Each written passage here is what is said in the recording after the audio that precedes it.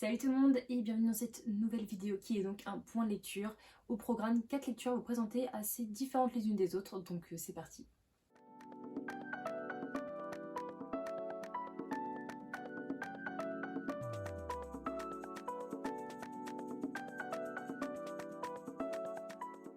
Du coup, le premier livre est un thriller que j'ai reçu dans la collection, enfin dans la maison d'édition Hugo Thriller, qui m'ont gentiment envoyé, qui est donc Mortelle Dédicace de Ellie Griffiths, qui est sorti je crois début mai, donc voilà, j'étais juste pour la chronique, mais on est bon.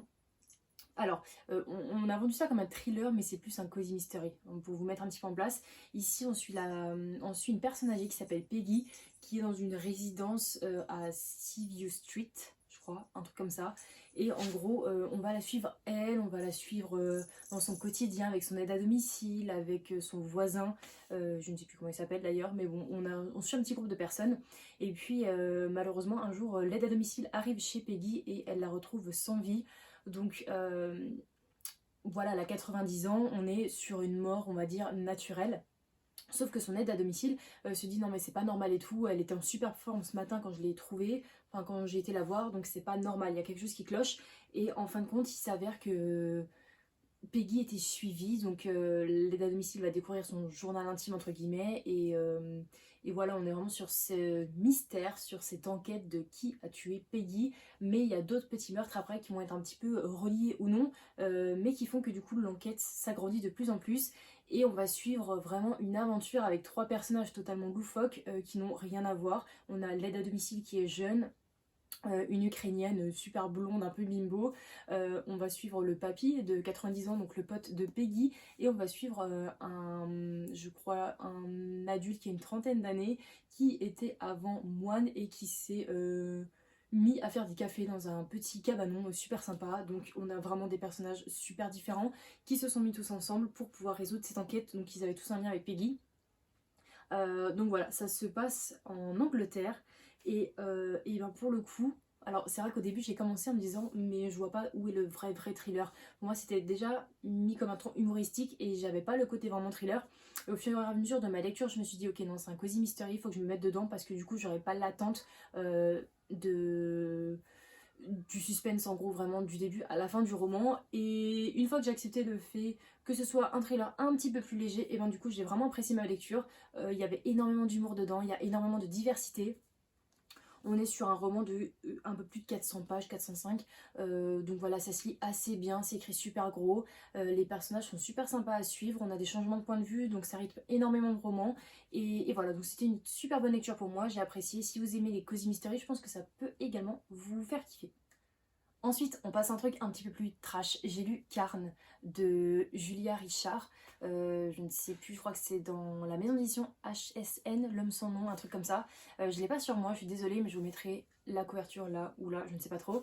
Quel roman? Mais quel roman? Alors déjà, je sais pas si vous voyez à la couverture, mais je pense que oui, je crois que sur la couverture, c'est une oreille, il me semble, qui est mise dans un plastique. C'est absolument dégueulasse. Et ça vous annonce vraiment la couleur de ce roman parce que nous suivons un père de famille qui devient au fur et à mesure du roman cannibale. Donc il fantasme sur à peu près tout le monde dans la rue dès qu'il voit une personne ou un animal avec de la chair bien fraîche, il est là en train de saliver.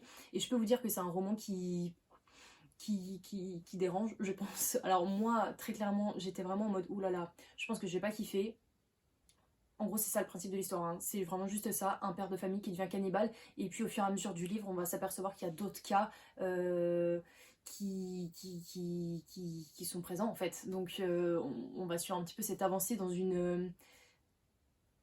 j'allais dire, dans une nation, moi je m'emporte, on va dans une ville, dans un pays, comment gérer ce genre de choses, voilà. Et ce roman, en fait, je sais pas à l'heure actuelle si j'ai aimé ou pas, parce que c'est un roman que j'ai jamais lu auparavant, mais c'est un roman qui m'a tellement dérangée. Autant vous dire que si vous aimez pas les scènes gore comme moi dans les films, c'était lourd. Franchement, c'était lourd dans le sens où j'étais en train de lire un roman, je me dis non, pas ça, pas ça, pas ça. Et en fait, oh mon dieu, vous avez des os qui craquent, c'est décortiqué, vous avez je sais pas, des oreilles arrachées, on mange les yeux, on mange la langue, enfin bref, c'est absolument dégueulasse. Ce livre est dégueulasse très clairement, mais ça m'a fait du bien de le lire parce que genre, j'en suis sortie indemne, on va dire ça comme ça. C'était super bien expliqué. Le roman est un roman, comme je l'ai dit tout à l'heure, qui dérange, mais ça m'a pas dérangé à titre personnel de lire parce que il y a un point de vue que l'auteur a essayé de mettre dans le lecteur et il y a une morale à la fin qui est super bien fait.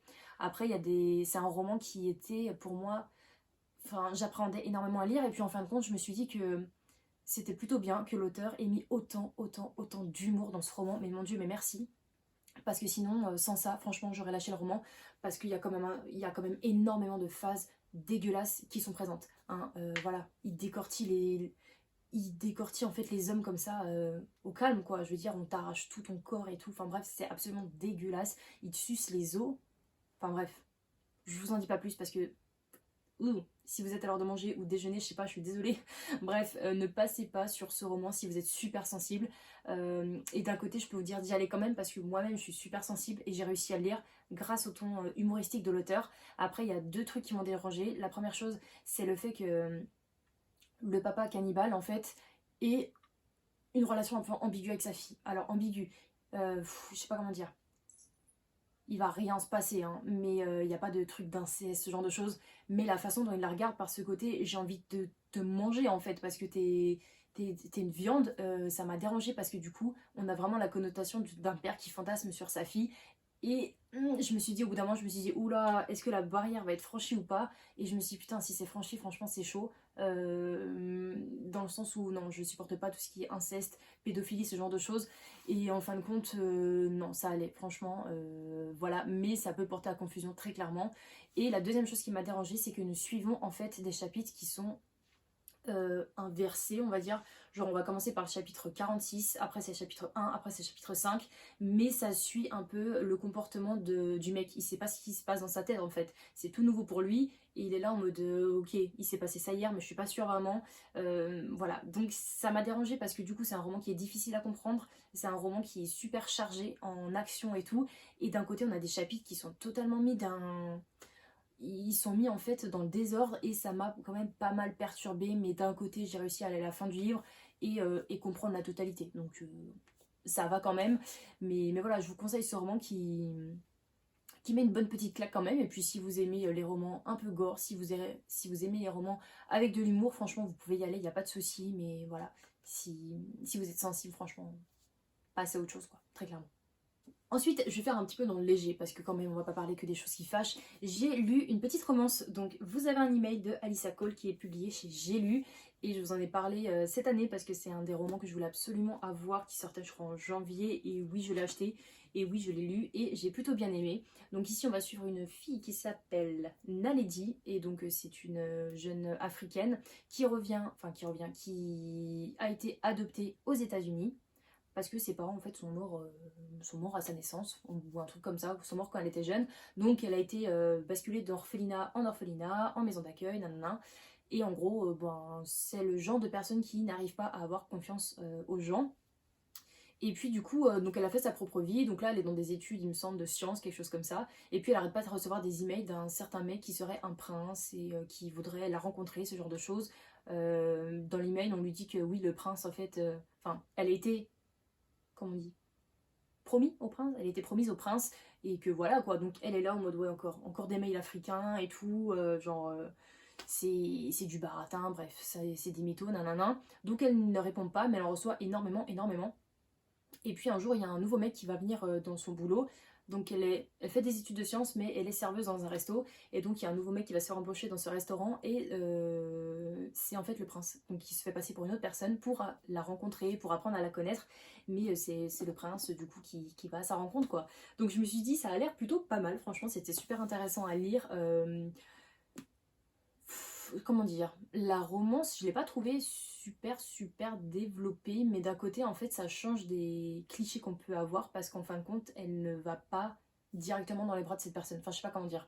Il y a quand même du temps d'attente avant qu'elle y aille et on n'a pas ce genre de personne où je te pardonne ci, je te pardonne ça directement. Il y a quand même vraiment une personne qui est touchée depuis sa naissance, qui est touchée depuis qu'elle a été basculer de foyer en foyer, donc on a vraiment ce côté un peu fragile de la personne, et puis on a ce côté je suis déterminée vraiment à faire mes études, à faire mes cours et tout, donc on a ce point de vue de la femme qui est quand même beaucoup plus avancé, Et le point vraiment positif de ce roman, c'est qu'en fait, alors je sais plus exactement dans quel pays ou dans quelle ville d'Afrique nous sommes, mais en gros, enfin ça se passe aux États-Unis, mais on a énormément de culture sur le pays. Franchement, je suis désolée, je me rappelle plus c'est lequel, mais mais voilà, si vous voulez un voyage en Afrique, franchement, vous en avez énormément, hein. Les deux personnages principaux sont des Africains qui viennent de la même ville, du coup, parce qu'ils ont été, comment? Ils ont été, ils se sont rencontrés quand ils étaient petits sans le savoir. Et puis en fin de compte, on est vraiment sur un roman qui a un choc culturel en fait avec les États-Unis parce que le prince vient d'Afrique et elle est des États-Unis. Donc forcément, il y a cette évolution de deux personnages qui sont censés avancer ensemble dans la vie, mais qu'en fin de compte, ils ont eu des chemins différents sans le vouloir. Et du coup, il y a un choc culturel donc qui est plutôt bien mis en avant dans ce roman. Donc c'était super sympa. Après, je me suis rendu compte qu'en fait, il y avait 4 tomes.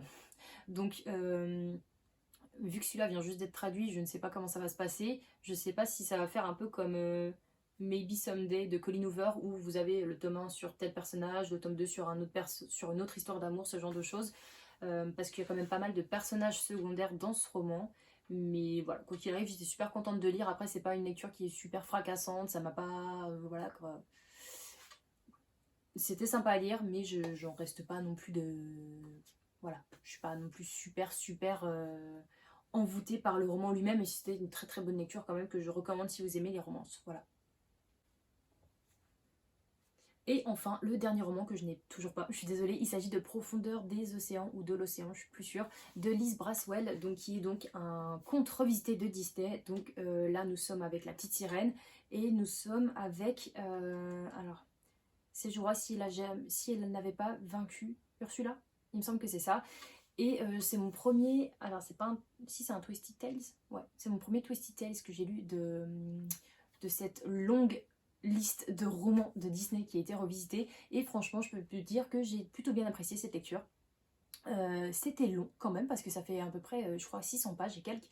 Mais c'était super intéressant à lire. Franchement, j'ai bien aimé. J'ai bien aimé le fait qu'il y ait un côté beaucoup plus sombre dans les Disney. Et ça, franchement, c'est plutôt sympa à suivre parce que les personnages ne sont pas comment dire, j'allais dire ils sont pas super gnangnans, mais il y a un passage où quand même on retrouve quand même la naïveté des personnages de Disney, mais tout de même Ursula reste dans son rôle de j'ai envie de faire ci et je me dois de faire ça et je le fais, et en gros j'emmerde les autres quoi, que ça vous plaise ou non je fais pareil. Et c'est ce que j'ai beaucoup aimé dans ce roman, c'est que vous avez le point de vue d'Ursula, vous avez le point de vue de la petite sirène, et je crois qu'il y a des autres points de vue, mais je sais plus de qui, parce que je l'ai lu il y a un petit bout de temps.